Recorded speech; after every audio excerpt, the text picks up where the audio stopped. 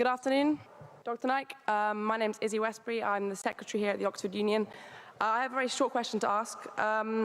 You talk about the hijab being something that serves to protect a woman. Surely it's extremely patronizing and degrading to prevent a woman from making that decision for herself. How could you answer that? What's the question, sister? I said, in your speech, you talk about the hijab being something that serves to protect a woman. But how is it not extremely patronizing and degrading in not allowing the woman to make that decision herself? Sister posed a very good question, that when I say that hijab is required for a woman, isn't it not degrading for the woman to patronize it? Isn't it degrading? If you read the Quran and Islam has prescribed hijab. That means the woman should be covered. The only part that can be seen are the face and the hands up to the wrist. This is for the modesty. And it is not only mentioned in the Quran, it is also mentioned in the Bible. If you read the Bible in the 1 Timothy, chapter number 2, verse number 9, it says that women should be dressed up with shamefacedness. They should be dressed up with sobriety and should not wear braided hair or gold or pearls. It's further mentioned in the 1 Corinthians, chapter number 11, verse number 5, 6. The woman that does not cover her head, then she dishonors her head. Her head should be shaved off. Anyway, I don't agree with this. I'm just quoting you from the Bible. Same way, if you go to the Vedas, it says that the woman should cover the head. So all the religious scriptures, they talk about the woman covering their head. It is for modesty.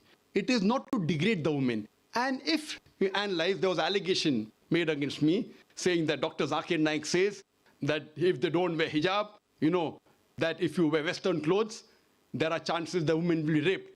It is a misquotation again. What I said, that if women wear revealing clothes, they have more chances of being raped. What I was doing, the same newspaper, Sunday Times, which spoke against me 1 year before, on the March of 9th, 2009, Sunday Times carried an article. In Britain, 1 out of 7 feel that the women who wear sexy revealing clothes, she should be hit. I'm sorry, I don't agree with it.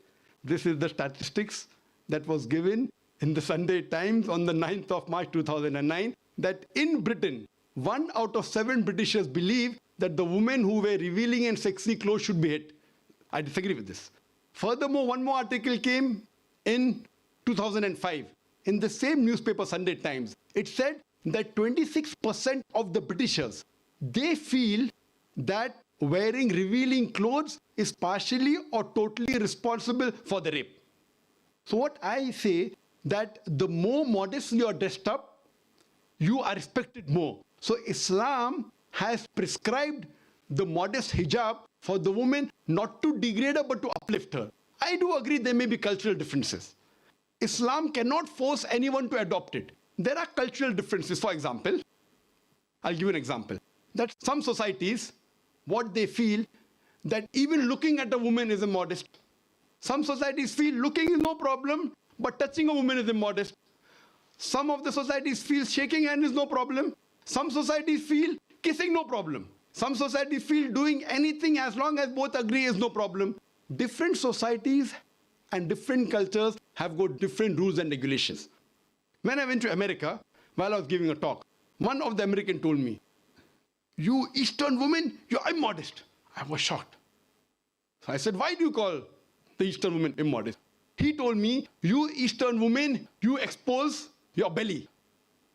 So in America and Western country, exposing belly is immodesty. In India, exposing belly is not immodesty, wearing shorts is immodesty. So what you have to realize, sister, there's different culture, there's different system.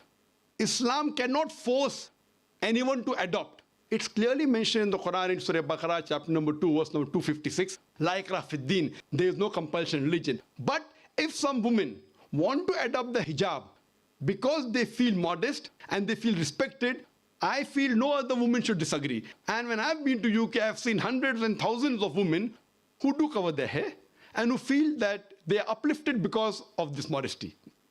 Hope that answers the question.